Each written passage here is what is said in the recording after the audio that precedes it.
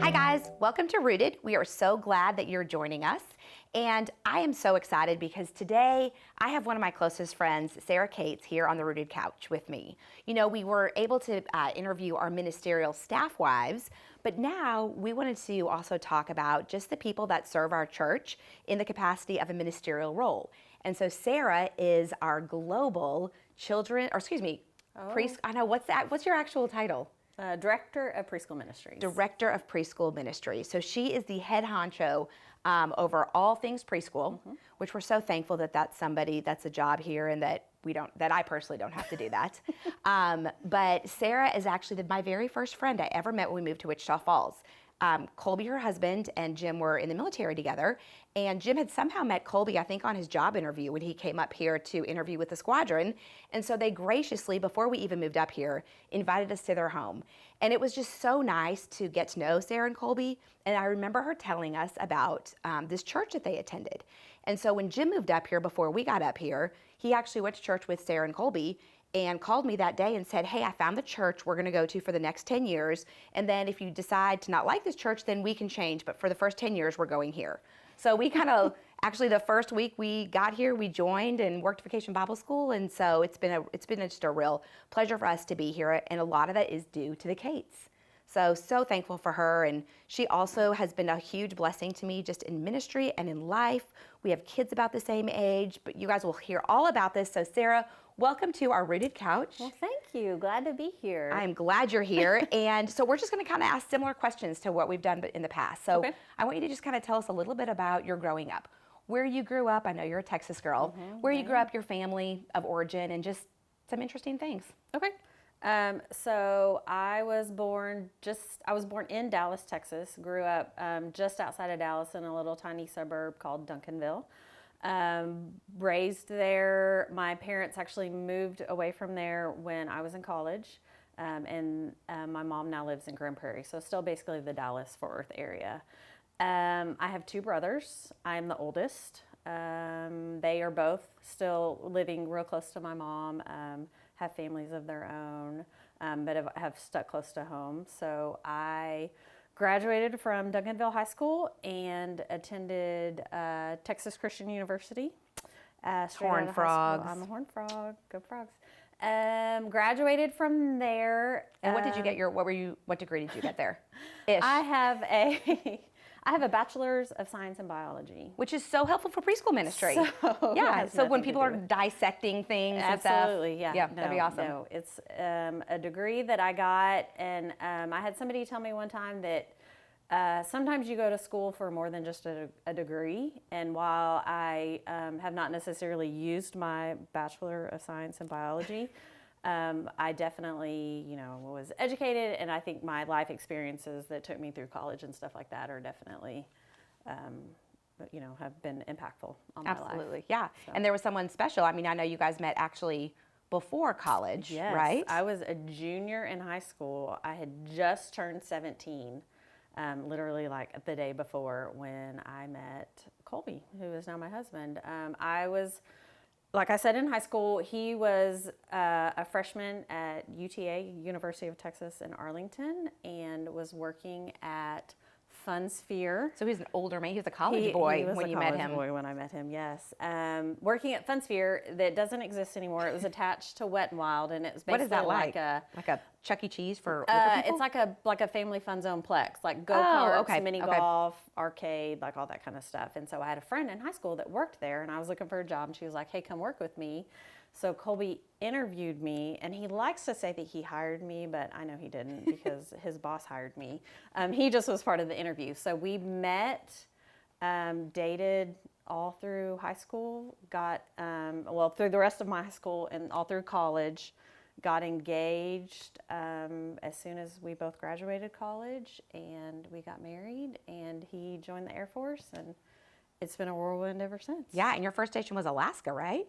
Yes. So that was our first permanent duty station, which is, where you spend more than just a little bit of time. But we did pilot training in Del Rio for a year, Tucson for 6 months, and then, we were in Alaska for 3 years. And then we were able to, fortunately, after being in Alaska, so far from home, far from our families and everybody, because Colby and I are both Texans, so both of our families are here.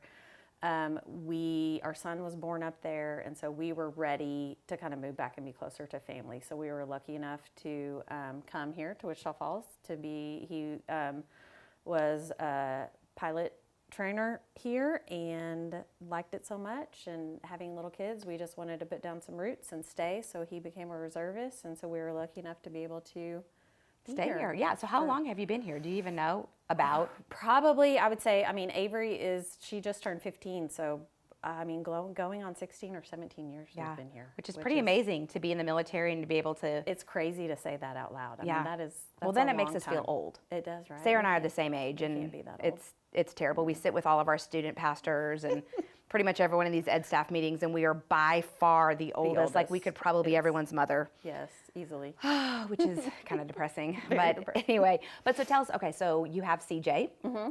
So I have 2 kids. My oldest is CJ. He was born in Alaska. So he likes to say that he's was born in Alaska, so he doesn't have to wear a coat or anything like that, because he's just, he's those used boys, to the cold, yeah, right? He shorts 365 days a year. So he just graduated from Holiday High School. Was a senior this year. He is off to Baylor in the fall to do computer science and hopefully pre-med. He has aspirations right now of being a surgeon. You can help in biology, obviously. Right, maybe. I don't know. I think back at all that school. It's been just a few years ago. I'm not certain how much help I'm going to be. So that's kind of exciting. And Avery just turned 15 last week. Yeah.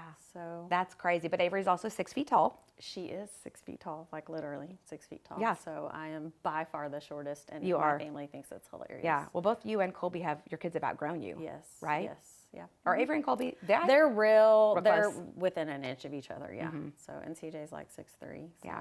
Mm-hmm. Yeah. And CJ has red hair. Red hair. It's awesome. Everybody wants to know, where did Avery get her height and where did CJ get his red hair? And I'm like, I don't know. Yep. Some kind of weird gene mix up, you know? Right? And right now you're in a little bit of a different phase of life, because Colby is not actually here in the United States anymore. He is not. So just kind of share where your family is, because I think this is, I think it's really good for us to know that obviously our staff, while they love to work here and they pour their lives into things here, they have lots of other things going on, a lot of outside stressors. And you probably, if you pass Sarah in the hallway, in the preschool hallways, you're not going to necessarily see her talking about this a lot of times, but I think it just gives good insight to the stress and struggles that staff go under. So just tell us what's going on with Colby right now. Okay, so he last fall, or into summer, beginning of fall, has a year left, well actually a little less than a year left of his Air Force career before he could retire. And through some crazy, events and, probably God's hand, I'm sure God's hand in all of this, his last assignment was to go to Germany for a staff job. And so because of where we were at with our kids, having a senior in high school and a freshman in high school and me with a full-time job and a house and everything else that comes with that. And cows and chickens and yes, everything, cows, every other and chickens and dogs random animal you have at your house. Out on the farm. We just ultimately decided that he was going to go unaccompanied by himself on this assignment. So he moved to Germany in October of 2019. We were fortunate enough, the kids and I were able to take a month at Christmas and go home, or go see him and travel and visit and just spend that great time with him. Came home, and he had bought tickets to come home to see us over spring break because we had not seen him since Christmas. Early in January, we were like, great time. The kids are off from school, come home. So he flew home for spring break 2 days before everything happened. And we say she won the COVID lottery. We did. When people complain about all the terrible things that have happened because of COVID, we kind of hit the jackpot. So he was home, I believe it was like March 10th or 11th, and everything kind of shut down on the 12th. And so he came and he was stuck. So instead of stuck at home. So instead of flying home a week later, or flying back to Germany a week later, he flew back.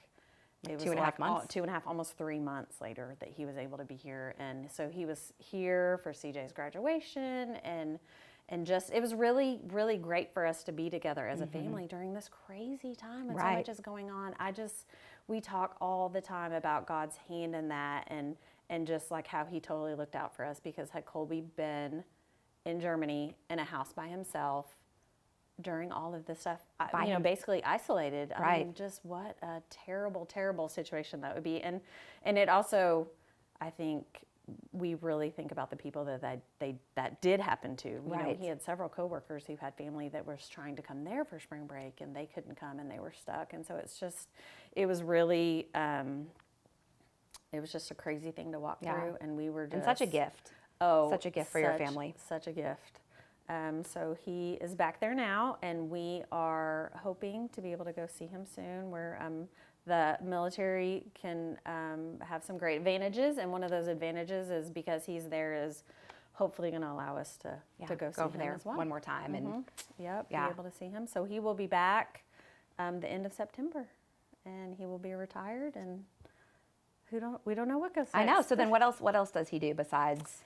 So his other job, day job, right, is he's actually a pilot for United Airlines. So that is another unknown for us right now because of the crazy things that is going on with the airlines right now. Ultimately, the plan is for him to retire from the Air Force, come back here, fly for United, and get our kids finished with school, and then we would see what happened. But we're just not sure what's going to happen with that now. So we are just trying to give it to God and have a peace about it, and just know that ultimately he's in control.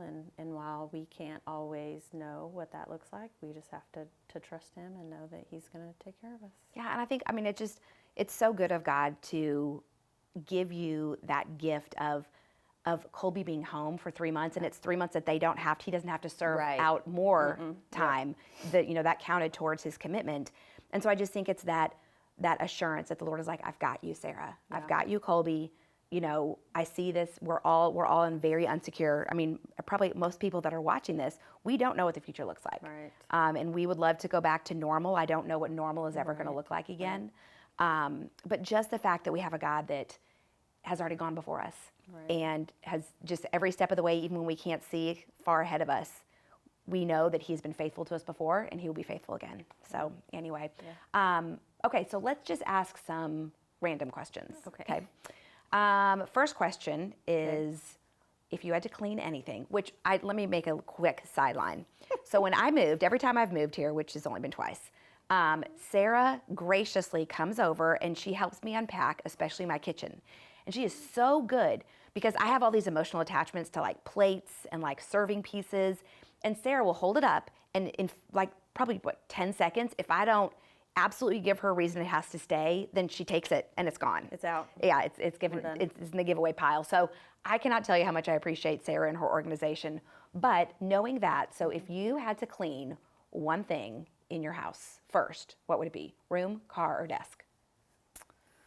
I would probably say, and it's not really in my house, but I would probably say my desk, because it's hard for me as in your work desk. As in my work desk. I don't really have a desk at home. I fortunately, So I have a hard time, I think, concentrating and focusing on what I need to be doing if there's just a whole bunch of stuff all over my desk. So I think I try to, and it's kind of one of those things that spills over into my life. So I like to be organized. I like to put things away, but that's not always a great thing, because there's like, remember that piece of paper, that little ripped off piece of paper that had that guy's name and that phone number? Where'd you put that? And I'm like, yeah, I saw that paper.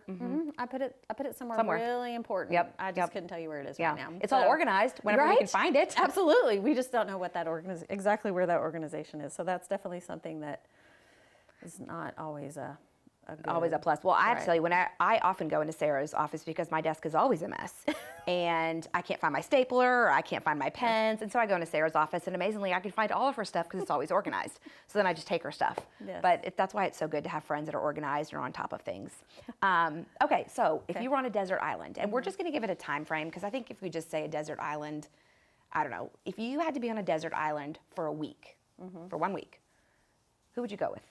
Or who would you want? I would take my husband. Yeah, that's definitely. It's especially in the time we're in right now. We're not together. We're apart, and so that's I think an obvious easy answer. But but really, even when we are together, we are I hate to be sappy and cheesy or whatever, but we're best friends. Yeah. I mean, we tell each other everything. We do everything together. So Yeah. definitely the person who I would pick. Yeah. Yeah. You definitely complement each other really well. I think we do. You really do. So, okay. And then if you could eat with anyone, dead or alive. Okay, so it's funny that you asked this question because right before Colby went back, we went out on a date night and we were just sitting at dinner and somebody had given us a list of like all these like conversation starters because you're like when you're, and that was one that Colby and I just had this conversation, and so the way it went down was the gimme easy answer I think that a lot of us would choose, maybe not, but would be Jesus. Right. I mean, who wouldn't love to Right. sit down? And Sure. so I'm like, so you just have to take him off the table. Right. I mean, he's just kind of that. Of course, that's going to be everything. Yeah. And we're going to get to have dinner with him all the time. Right. So that's coming later. So funny enough, my choice would be George Strait. I think I Really? would love to sit to a meal with George Strait. Yes. I mean, I've always loved his music. Always loved his music. And he just seems like one of those really nice, genuine guys to just be able to sit down and have a conversation with. Yeah. That's so interesting. I know. I like, totally I would don't not have know. pegged that about you. Yeah, it's who I picked. So yeah. Well, who did Colby pick? Do you remember?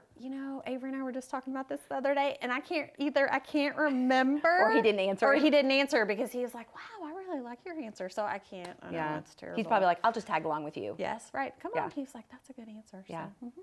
Okay, so I want to just talk a little bit about your position here and what you do. And for anybody that knows me very well knows that I do not have a great affinity towards children. I barely like my own children. And so, especially little children, I definitely don't have that, everyone come to me and let me love you. I'm like, oh, here, I don't even like to carry whole babies. So if you have your baby, I probably won't reach for it because I'm just not a big don't fan. take offense. Yeah, 'Cause don't she's take like that with all offense. I just babies. am That's not not super your baby orientated, but Sarah is.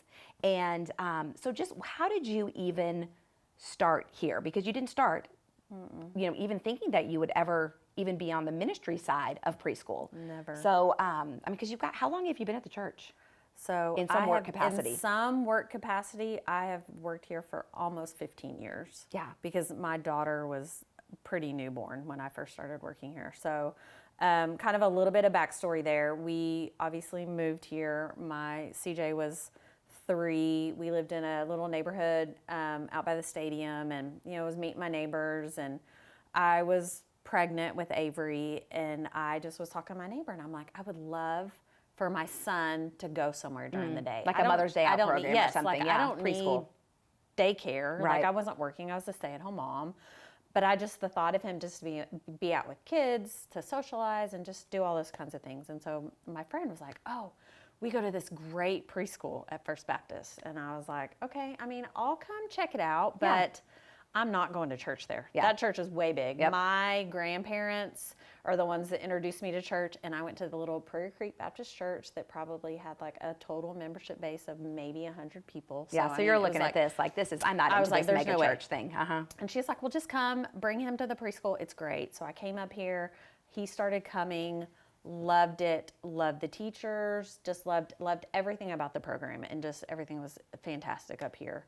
And through that, I had Avery, and so here I was at home with, a baby. CJ was up here a couple days a week, and I was like, I'm kind of bored. There's only so much. And so I started working childcare just because at the time our weekday program was split. There was the weekday preschool and there was Mother's Day out. Oh, okay. And so it was just a little bit different. One was more structured and other. And so I just started working for Linda Kohlers. That's a way throwback name. Childcare, Mother's Day out, and just occasionally, a few hours a week, nothing major. So then the programs combined and became PEC, which was the predecessor to We School. And so I became a teacher there. And I think that's when we met, is when you were teaching at We School. Yes, so I was teaching at PEC. and then so I taught. I was a weekday teacher there a couple days a week, and then I became the enrichment teacher in that program. So I taught the music in the chapel, and then I helped, at the time, Denise Roberts in the office do some things. And for like a hot minute in there somewhere, I was the Awana coordinator. Whew. And then I became what we call our child care coordinator, so coordinating all the child care workers, the lunch with the pastors, the Wednesday night, stuff like that. And then I became the director of the weekday program, We School Director. And it was when I was in that program, and Denise Roberts was here as the director of Preschool Ministries, that she was called to go to Patsy's house. Right. So she left. And so we were without. Right. I remember that. Because I think I've been on, I just was hired about that time. And at the time, I don't know that I was ever directly asked, hey, do you want this job right now? But had I been asked, I would have said, no way, absolutely not. That is not something I'm called to do. I'm not a good fit. So we went several months with really nobody in the position. And so we all, as a staff, kind of rallied together with Lewis. And, we obviously kept on trucking along and kept the ministry going and stuff. And several months later, he came to me in my office and he's like, hey, we would like you to think about taking this position like as an interim. Try it out. We'll try you out, you try us out, and we'll just see how it goes. And again, I see God's hand in that, God's timing in that, because had somebody come to me months before, I would have said nope, and I would have shut that door and I would have been done and I never would have looked back at it again. But because of what we had been able to walk through as a staff and for the time there, and for me to get a glimpse into what it was actually like and what it entails, and the fact that you were every other position in the I ministry. and that's why I held every position. That's why I went under through that, preschool. because I have held every preschool position that exists in this church. I've done it all, and so I prayed about it. I talked to my husband about it, and I accepted it. And I look back and I've probably not loved every minute of it, because what in your life can you say you've loved every single minute of? Right. But definitely been something that I feel called to do, and I just marvel at God's hand and His timing and all of it, because it's perfect. His timing is perfect, and had it been in my timing, it never would have happened. Right. But His hand and His timing are perfect, and that's what's brought me here. Yeah, and I love that. And I think anyone that's had kids down in preschool just can see and feel that what Sarah's saying is true, that she does have a call to these kids and to the ministry of the parents, the ministry of the kids, the ministry of the staff that serve with her. She is over more people in our church than probably anybody else. She's got a huge staff that comes underneath her umbrella of leadership, and she does it really, really well. So as we're finishing up today, we always ask the question about rooted, and kind of what roots you. And so, and sometimes it's not one thing. Right. Sometimes we go through seasons, but asking that question, what would you say? So again, something that I've been able to think about, and Ann and I were just talking this morning, like I don't know, maybe struggling a little bit answering that question. I'm like, what? Because I don't feel rooted right now. At this season. Yes, we are all over the place. Yeah. Our family, life, this world, it's crazy. It's easy to not feel rooted. And I think that what it has really almost forced me to do is what I should always be doing anyways, being in the Word, listening to sermons, going to Bible studies, surrounding myself with people who encourage and do all those things. And I think that, guys, this is so, you could hear the emotion behind Sarah's answer. And, I actually told her, I'm like, if you feel comfortable, share that. Because we all go through seasons where we feel anything but rooted. We feel like we are literally tossed by the sea of life, tossed by the storms. But what I've loved watching Sarah do, even though it has been so hard, and there will be times that she comes with red eyes to work and not having a lot of sleep at night, and just as she's walking through, missing her other half that's across the world. And then on top of everything else, our preschool has been so active during this COVID time with watching all of our healthcare workers. So, you have not stopped this entire time. And yet, she is so open and so ready to just soak in truth. She's very good to seek out advice from people that love the Lord and love her. And so I just think she models that really well. And at the same time, I just want you to see that she, just like all of us, we are vulnerable and we have hard times where we're looking at the Lord and going, I don't know what you're doing. I can trust you in it because you're faithful, but it's not easy. For sure. So I'm so glad you shared that. Well, you guys, I hope you enjoyed this time with Sarah and just our time on the Rooted Couch It is always such a joy to do this, and we will look forward to seeing you next time.